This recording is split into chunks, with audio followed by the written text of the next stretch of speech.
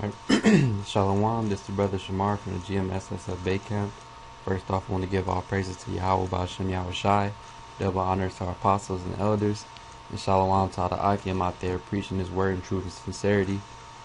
I pretty much just want to do this video on like how even though we're in the we're basically at the end, because you see all the prophecies coming to pass, and while these prophecies are coming to pass, it's a lot of guys falling out at the same time. And it's crazy. It's just like left and right. Like guys been falling out, but now, you know, the Yahweh Ba'Shem Yahweh Shai is sifting the house of Israel even more so, because we're getting closer to the end, and he's weeding out all those fake ones who claim to be men of Yahweh Ba'Shem Yahweh Shai. He's getting them, the fake false brethren out, false guys who claims to be brothers, getting those guys out. The Spirit is pushing those guys out who've been somehow keeping themselves inside the camps, being agents and basically doing the bidding of Satan. They getting they getting sifted out too, because you can lie to a brother face all day or pretend to fake the funk and all, but the Spirit is going to search you out and get you booted out one way or another.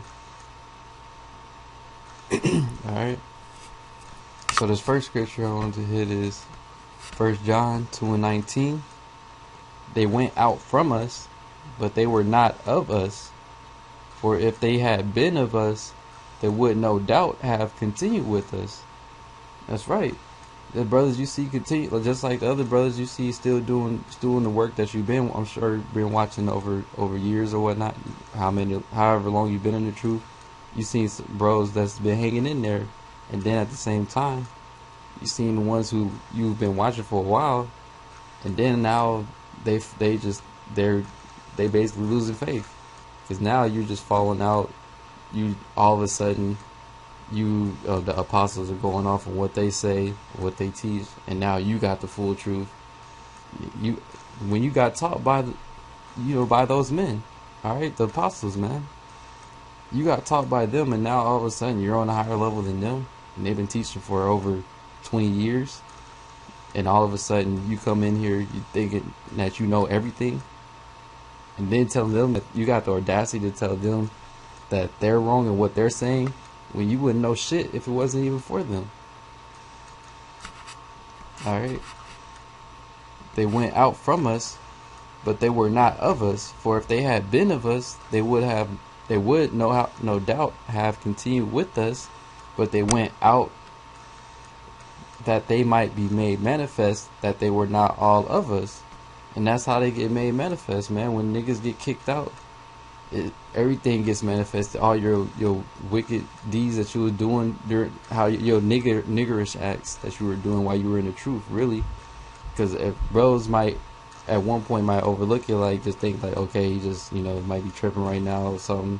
You do all these little fuck ups that you was doing while you were in the truth, but then after you get kicked out, then bros can really just sit back and just analyze everything that you did while you was in the truth. And you was just basically a nigga the whole time. You didn't change. You didn't become a new man, as the scriptures say. You didn't come into the truth and be reborn again. You was still a fucking nigga. You just came into the truth and just tried to act like you was reborn, and then Spirit still searched you out and kicked you out. Like it says right here, that they might be made manifest that they were not all of us, because it's going to be made manifest either way. Because you can fake that you're doing your thing, which you need to do and all, but the Spirit is going to search you out if you are lying, or if you are being a nigga. You can lie to a person that's in a person like that you see on the street, or any other brother in the truth. You can lie to them and they wouldn't know, but ultimately Yahweh Ba'Shem Yahweh Shai knows. So that's why the Spirit gets you kicked out, and then it get made manifest that you were never one of us, man. You were still a nigga. All right, and this is Hebrews 10:31. It is a fearful thing to fall into the hands of the living power. That's right, man, because this is basically life or death. This ain't no fucking game. when you come into this truth, man, it's the scriptures say to count the cost, because this isn't something that you can just, like a football team at school, you could join and go through the training and shit at the at school just to get on the team, and then whenever you feel like leaving, you could be like, fuck y'all, I'm going. I don't want to come to practice no more. I don't want to do these drills no more, this and that, right? But this isn't like that. The scriptures say to count the cost, because if you come in here, come into the truth, all right, proclaiming to be an Israelite, all right, prince of the power, then when you leave, it's not optional for leaving. You can leave, yet when you do leave, you're basically marked for death now, because you knew better, because you had learned the ways of Yahweh Shem Yahushai, and now you want to go back into the world and basically be a nigga after knowing the righteousness of Yahweh Shem Yahushai. So unlike the football team where nothing happens to you when you leave, now your ass is gonna get put to death, even worse than a regular nigga that didn't even come into the truth. All right.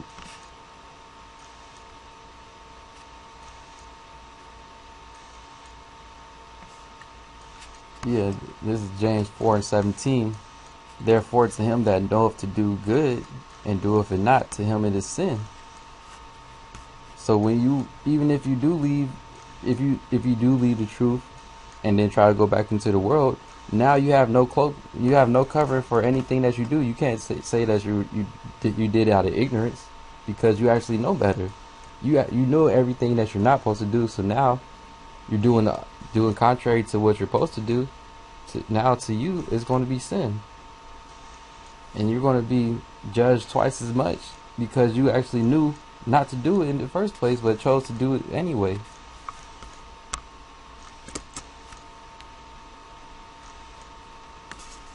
Alright.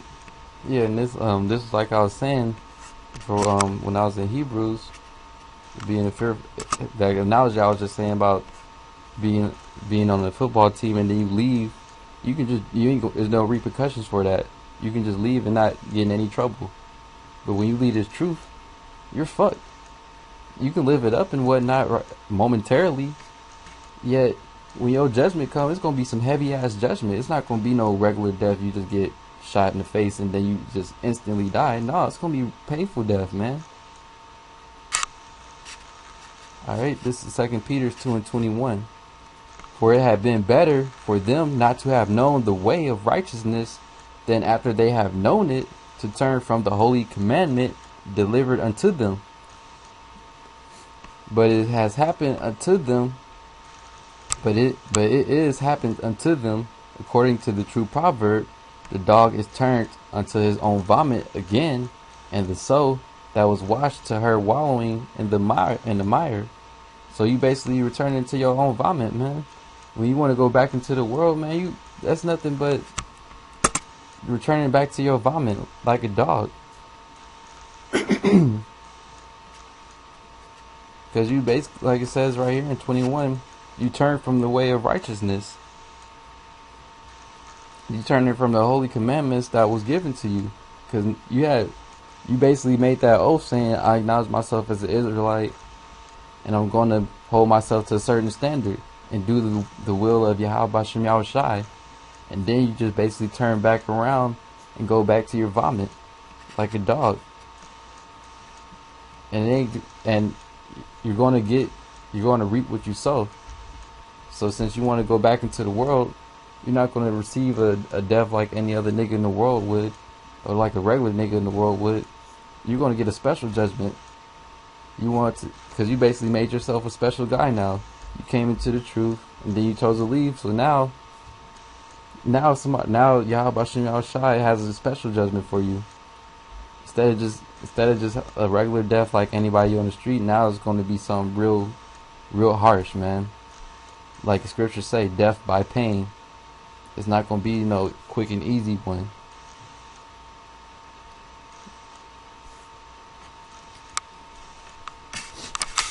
Alright. So with that, man, that's pretty much all I have to say on that. All these fallouts gonna keep getting exposed through the spirit and made manifest.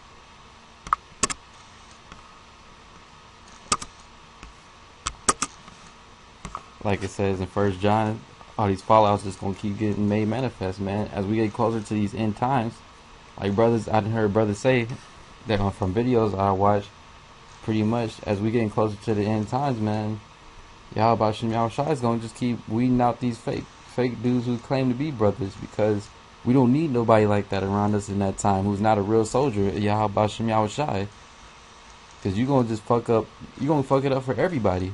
Like the scriptures say, one wicked person ruineth a lot, man. Ruins a lot. Not quoting it verbatim, but it only takes one guy to fuck it up for everybody, man. So Yahweh Shem Yahushua is going to expose these fake dudes who claim to be brothers and make them manifest. All right, and the spirit is going to get you out regardless, man. There's nothing you can do about that. You can lie to every brother face all day, but you can't lie to Yahweh Shem Yahushua, because he knows our hearts and he directs our steps. So he gonna make you expose yourself at the end of the day. So with that, I'm going to give all praises again to Yahweh Shem Yahushua, double honors to our apostles and elders, and shalom to the Akim out there preaching his word, truth, and sincerity. Stay strong, keep going harder, because the closer we get to the end of this thing, man, Satan going to keep coming harder, so we got to come even harder. So with that, man, stay up, and shalom.